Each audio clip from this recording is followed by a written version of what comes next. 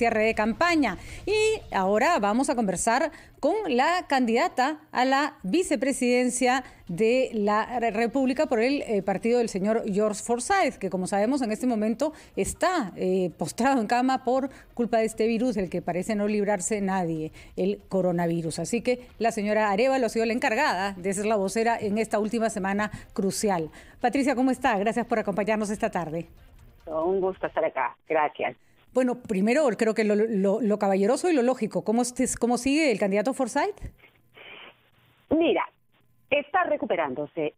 Hoy día ha tenido una mejoría, leve mejoría. Tú sabes cómo es esta enfermedad no se sabe nada, ¿no? No se sabe cómo se desarrolla, pero ha venido mejorando. Es más, hoy ha tenido una agenda de medios muy moderada por Zoom.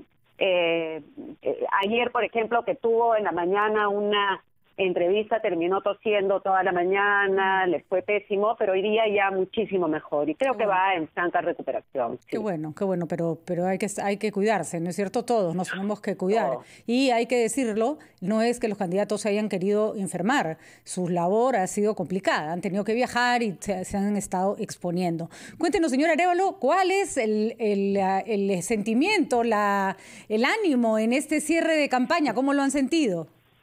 Nada está dicho. Estas son las elecciones más inciertas y más complicadas que yo he visto en mi vida, que ya no es tan corta. Y tenemos... Tampoco tan larga. Bueno, no, todavía no es tan larga, efectivamente, pero digamos, he visto varias elecciones, lo que hemos visto ahora verdaderamente es insólito. Tenemos 6 o 7 candidatos que podrían pasar a la segunda vuelta. No sabemos exactamente qué es lo que va a pasar y no lo vamos a saber hasta el mismo día de la elección, probablemente ni siquiera con el flash electoral, porque las diferencias son tan cortas que cualquier cosa puede pasar. Es curioso porque las diferencias son cortas en términos de números, ¿no es cierto? Seguimos siempre hablando de lo que ya sabíamos, no estamos hablando de ninguna encuesta nueva que ni la tenemos ni existe, ni la podríamos difundir, pero son muy distintas en propuestas. Eso es lo que da cuenta de un Perú bastante dividido, porque, digamos, se apoya mucho a un candidato A y mucho a un candidato B que tienen propuestas a veces totalmente contrapuestas. Sí hay algunos que se dividen un voto más o menos parecido. ¿Cómo interpretan cómo hace un candidato para llegar a poblaciones con aparentemente intereses tan diversos?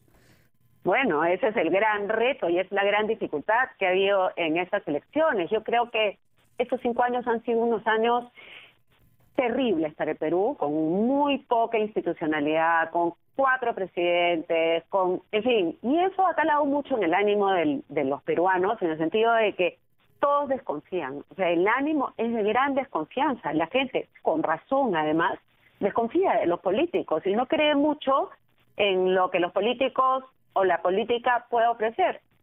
Digamos, es triste constatar que es así, pero hay desánimo, hay falta de interés y muchas veces hay la gente dice, ok, ya voy a votar por quien sea que me provoque en este momento la cantidad de indecisos, hay mucha falta de información.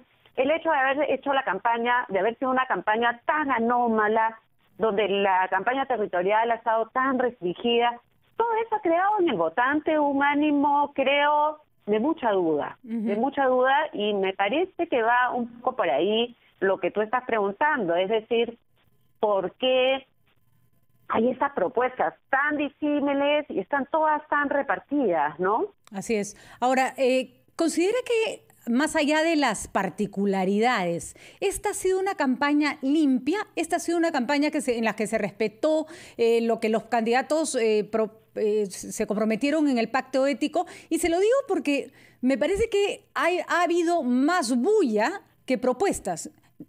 Más memes que ideas claras y obviamente eso lo generan muchos candidatos con sus actitudes. Es posible. Lo de los memes tienes toda la razón. Las propuestas han escaseado mucho, es cierto.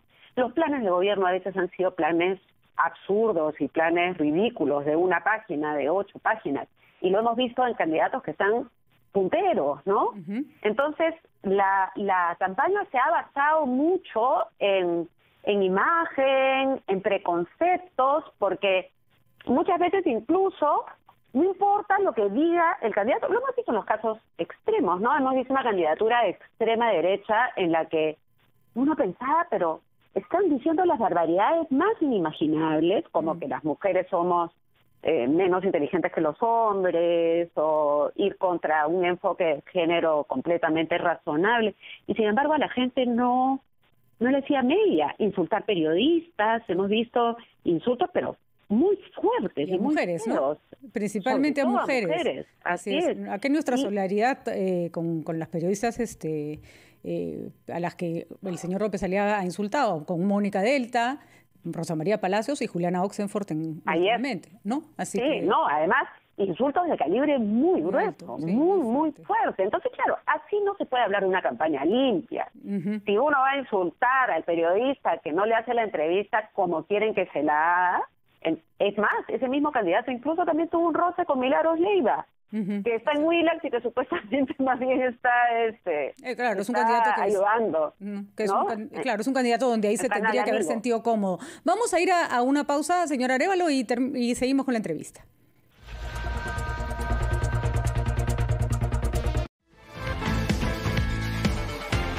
La tarde y nosotros seguimos conversando con la señora Patricia Arévalo. Ella es vicepresidenta, candidata a la vicepresidencia del partido del señor Forsyth, Victoria Nacional. Señora Arévalo, hemos estado hablando de la dificultad de esta campaña. Sin embargo, nos gustaría que nos que ayudara al público a entender cuál es la idea fuerza que diferencia a George Forsyth de otros candidatos. ¿Por qué tendrían que elegirlo a él y no a otros candidatos que de pronto coinciden con él en algunos puntos? Mira, lo más importante, creo yo, es que estamos representando al centro. Y el centro no significa un partido tibio que quiere que las cosas continúen igual. Significa un partido que está flexible, que es un punto de encuentro y que además tiene, digamos, parte, a diferencia de una porción de la derecha que no lo ve así, de que la cancha no está pareja, que hay mucha desigualdad. Hay una derecha que no toca el tema de desigualdad y que se basa mucho en el discurso de la meritocracia. Si tú eres bueno, si tú te esfuerzas, si tú trabajas, entonces vas a lograr lo que quieras. Eso sabemos que no es verdad.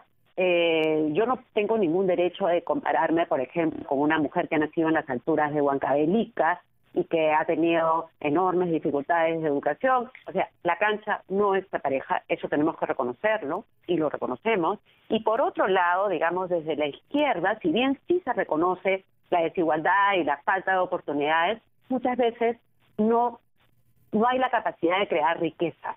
Lo que propone Victoria Nacional es, a partir del reconocimiento de esas desigualdades, crear riqueza. Nosotros apoyamos totalmente e incentivamos totalmente la inversión privada.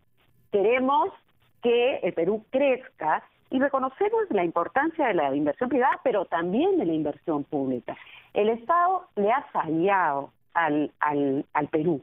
Le ha fallado y lo hemos visto en esta pandemia. Hemos visto, por ejemplo, que cuando la pandemia comenzó,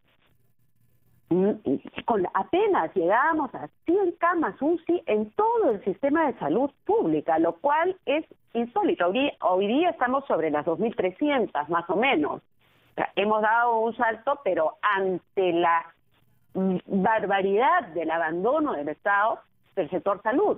Habiendo tenido recursos, ¿no? Habiendo tenido recursos. Hemos sido un país con un crecimiento económico enorme y con una especie de gasto absolutamente frívolo, efectivamente. Eso quiere decir hacer el Estado más grande, hacerlo más fuerte. Ojo, que todo el mundo habla de hacer el Estado más eficiente, pero vamos, eso es hacer que un elefante empiece a correr como un caballo de carrera, y eso no es tan sencillo, ¿no? No es tan sencillo, pero sí se tiene que hacer más eficiente. Pero en algunos casos, digamos, hay que racionalizar el Estado, tiene que haber una reforma integral, pero sin duda se necesitan más médicos, eso es claro. Ahora se cometió el tremendo error de despedir a los médicos que se habían contratado para la primera ola, y en la segunda ola nos volvió a agarrar con el mismo problema y sin médicos, ¿no? Y sin primer nivel de atención, ¿no? Por ejemplo, que también fue un error que nunca se corrigió, ¿no? Exactamente.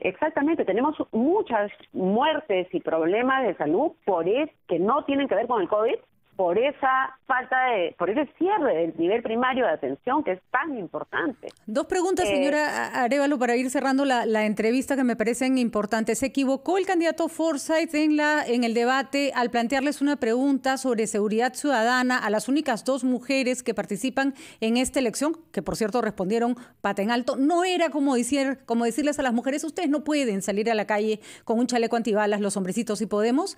No hubo un error ahí de enfoque de género en la pregunta.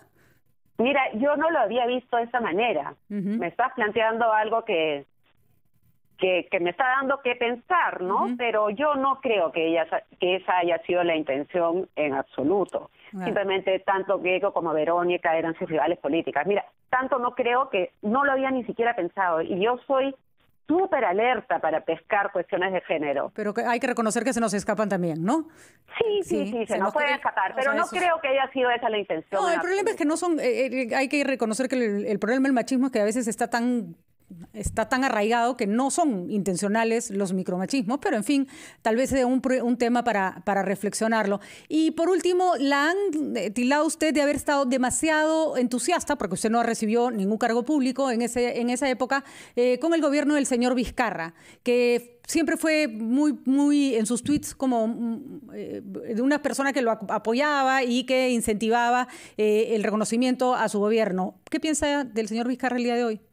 No, el día de hoy tengo un pésimo concepto por las cosas que hemos visto. Incluso el hecho de que esté postulando al Congreso me parece un error. Y evidentemente el vacunagate y las pruebas o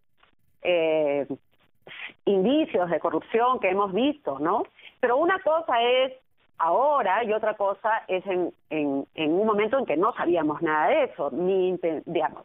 Sí, lo he apoyado cuando había que apoyar, como he apoyado a cualquiera que haya que apoyar en su momento, porque creo en la gobernabilidad y que la gobernabilidad es importante. No podemos estar metiendo las zancadillas a los gobernantes permanentemente. Pero sí debemos estar alerta, ¿no? Porque a veces yo creo que el error que se cometió en ese momento, no me refiero a usted específicamente, fue no dudar, ¿no? No permitirse dudar frente a indicios que vamos, estaban ahí también, ¿no? Bueno, pero ojo, Vizcarra ha tenido un apoyo mayoritario. Sí, y el tema mayoritario nunca hemos visto un apoyo tan grande, es decir, Fujimori. El 80 o 70, Fujimori. Ni siquiera ese es el problema, Fujimori, pues. Creo, ¿no? Creo que ni siquiera Fujimori. Pero bueno, en fin, yo digo sí, debí dudar más. Por supuesto que debí dudar más y uno debe dudar siempre, eso es algo importantísimo. Pero también pienso que cuando se hizo la vacancia fue un error. Uno puede decir, conociendo lo que sabemos ahora, pero no lo conocía. No, además, en ese caso creo que eran dos cosas distintas, ¿no? Creo que incluso las posturas más críticas decían, pero que termine su gobierno, ¿no? Así es. Creo que eso eran como dos percepciones distintas. Muy bien, señor Arévalo, suerte en estos últimos días que quedan, la gente les quedan varios días para reflexionar y como usted dice, así tipo título del programa de Jaime Chincha, nunca mejor dicho, nada está dicho, así que efectivamente, nada está dicho, pero lo que sí está dicho es que hay que votar con esperanza. Así es. Y hay que votar para un cambio. No dejemos que las cosas sigan como están, porque eso es terrible y el Perú siempre se ha sabido recuperar de las crisis y esta no va a ser la excepción. Muy bien, señora. Esta no será la excepción. Muy bien. ¿Sí? Sea cual sea, y acá permítame ser democrática, la candidatura que se elija, lo cierto es que así como estamos, no podemos seguir ni un día más. En eso lo tenemos que tener todos claros. Muchísimas gracias y muy buena suerte. Son gracias. 1:59 de la tarde. Pausa. Nos vamos a una pausa. El poder en